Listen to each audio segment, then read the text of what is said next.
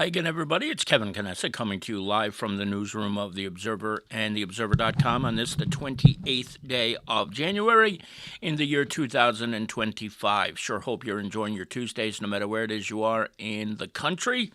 Here in the Northeast, balmy 38 degrees. Hope we need this cold to go away. I don't know about you, but I have absolutely had enough of the winter. I'm ready for the summer to get here. It has been just, even though it's been a pretty good winter so far, it hasn't been all that bad, especially snow wise. It's just enough. I'm ready for the summer. But anyway, as you do each and every Tuesday, welcome into your homes so that I can bring you this week's news. Before we do that, we welcome in our friend Henry Atwell, who is watching us today as he does every week. Henry, good to see you, buddy. Hope everything is well in your neck of the woods. And anybody who's watching in the background, thank you for being here as well. Thank you so much for taking the time. And we got a couple of things I want to get to that we didn't get to get in the newspaper this week.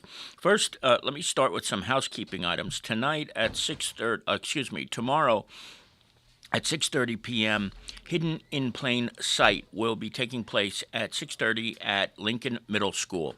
Now, this is an incredible program that the DEA concocted years ago that shows parents how kids have so many resourceful places to hide things right within their vision. And that can include things from drugs to alcohol to anything that they really shouldn't have. And with this program at Lincoln School, you'll get an opportunity to see it all. They do a phenomenal job. And the Carney Prevention Coalition with Jack Corbett and his crew are co-sponsoring this with the DEA. So if you don't have anything to do, you really should go. You really should go to this on Wednesday night at 6:30 p.m. at Lincoln Middle School. Check it out. If you're a parent, you won't be surprised. And I know that Jimmy is going to do some, the principal at Lincoln School, Jimmy Hempel, is going to give, I believe, a week dress down day to the class that brings the most parents from Lincoln School to it. But you don't have to be a parent of a Lincoln School child to go to this. So keep that in mind. That's coming up tomorrow at 6:30 p.m. And it's a phenomenal, phenomenal program that I hope you will go to tomorrow night. Now, last week, the Kearney Police Department made several promotions. One of the names I left off the list because it wasn't on the original agenda, and I wanted to show you the photo. This also includes several new police officers who have taken to the streets already, but I really wanted to focus on the promotions.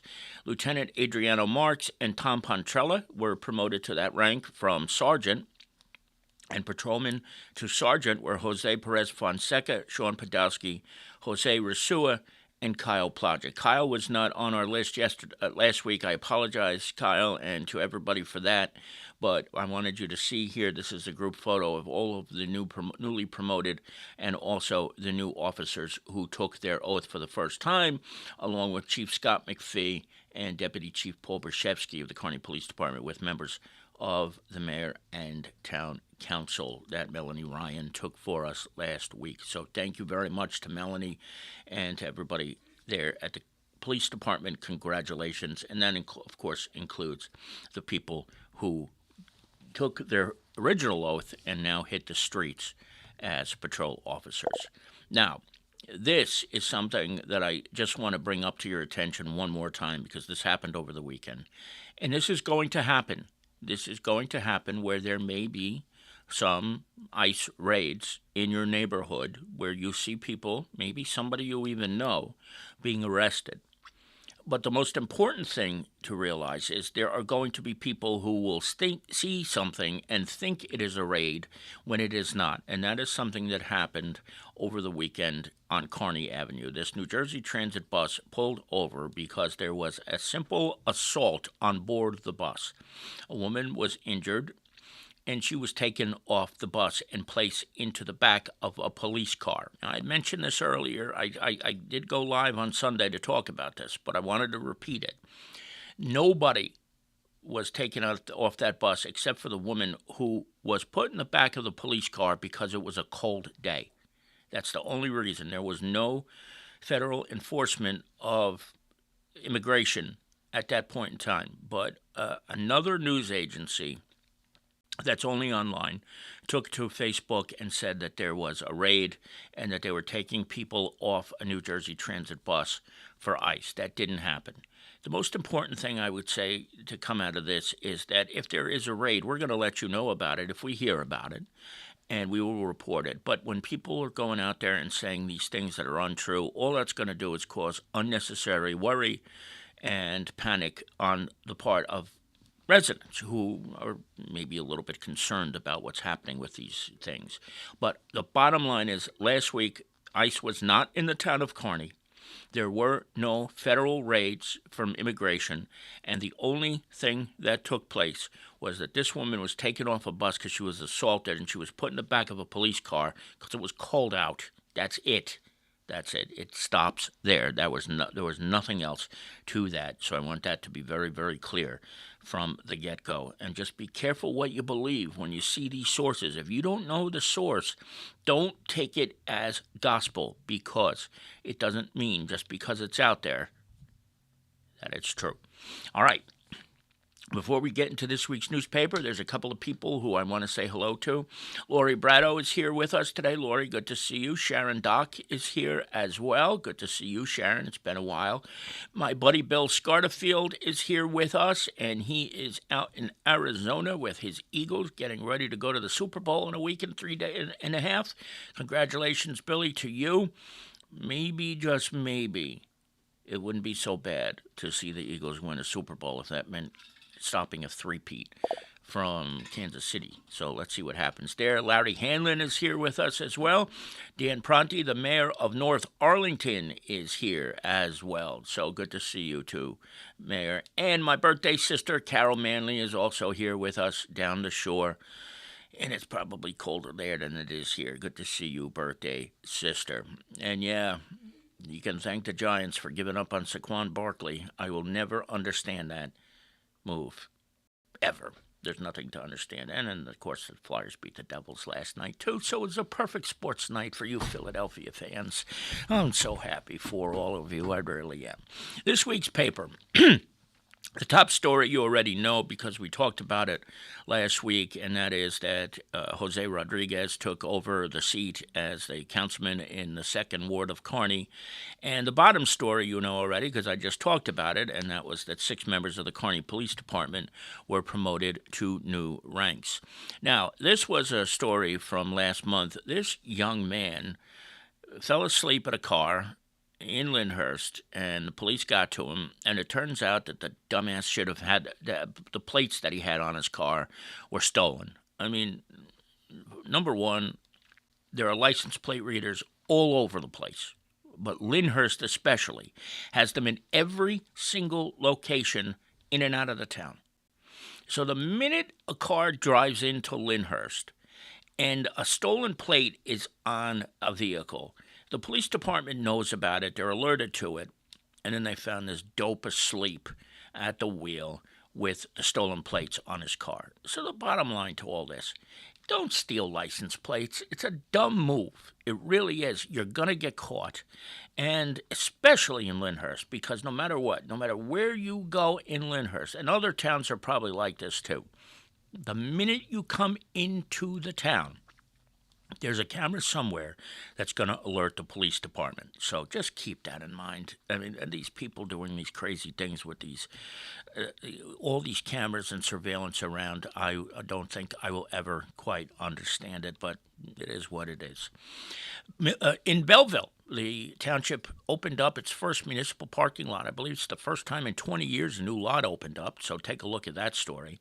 Project Graduation is having a Tricky Tray fashion show that Melanie Ryan wanted me to remind all of you about. So if you're interested in that, it supports a great cause. Project Graduation has got to be going over 20 years now in Kearney, and they need to raise money each year to pay for the event. It's not a cheap event, so please check that out. This is Antonio Velez. He is a Kearney resident, and he just completed his Eagle Scout project at the Kearney Community Gardens. I want you to read all about that on page number 4 tomorrow.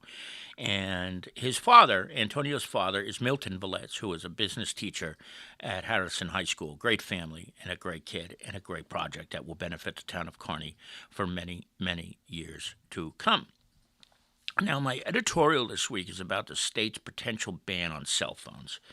And I took an approach to this that we don't like this idea because of the sheer reality that if you ban phones from classrooms, from students, if ever there's an emergency that a teacher won't be able to report, you're going to take that ability away from kids. And the governor's plan would be to completely take away these phones, make sure that they're not in any classrooms. And that just doesn't make any sense, especially when you consider, and the editorial is about, what happened in Uvalde, Texas a couple of years ago when those kids gave more information to the police than the police knew what to do with that day.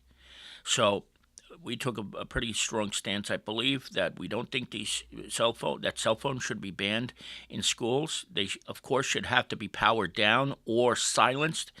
And if there is a kid who pulls out a cell phone in the middle of a class and distracts a teacher for personal reasons and not to report a crime, sure, punish the kid. Take the phone away or do whatever you need to do, but don't keep them away for kids completely, because there could be a tragedy, God forbid. And if that ever happens, I don't know who would be to blame, but I think right now you look at it and you say that's a dumb move on the part of Governor Murphy, and I hope he doesn't get this passed through the bodies of the legislature, and we'll see what happens. But we'll keep an eye on it so that you don't have to. Jason Bernstein has two this week, including an Athlete of the Week. And, of course, as we do each and every week, there are plenty of classifieds, so check those out as well. If you need a place to live, or if you're looking for a job, we have plenty in this week's edition of The Observer and the Classified on pages 12 and 13. And last but not least, Harrison's Washington Middle School's TV studio is just spectacular. They're doing great work over there.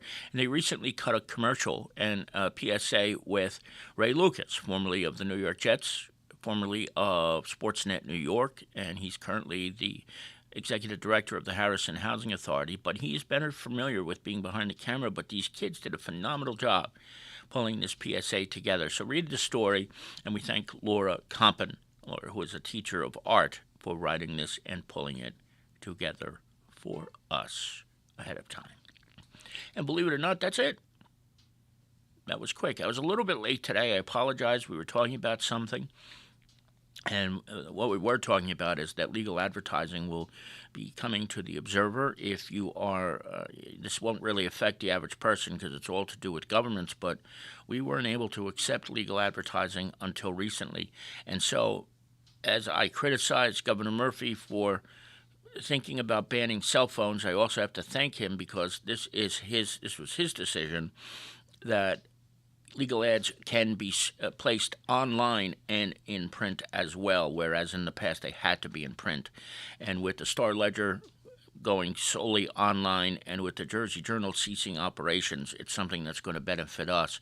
And the truth of the matter is there's one person I have to thank for that, we have to thank for that, and that's Mayor Carol Jean Doyle, who put this all into motion for us as the clerk of the Board of Commissioners in Hudson County and as the mayor of Kearney, and hopefully this will expand to other towns as well. I have to let Mayor Pronti know about that if he's still watching us, that we can now accept legal advertising, and we'll also be letting all the other mayors and all the other towns know as well. But thank you to Mayor Doyle for that indeed. Adam Ginsberg is here, and you can buy me a calendar all you want, but the date that you see, Mr. Ginsberg, is the date of the edition. So thank you very much for trying to point out something we know very, very well. I really appreciate it. I don't need your calendar. I have a phone that tells us the date. But thank you very much for pointing it out nonetheless.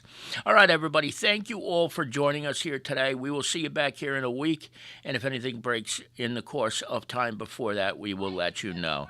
And don't forget, when we are done here, when you are finished and when we sign off, go over to our YouTube page at youtube.com/theobservernj.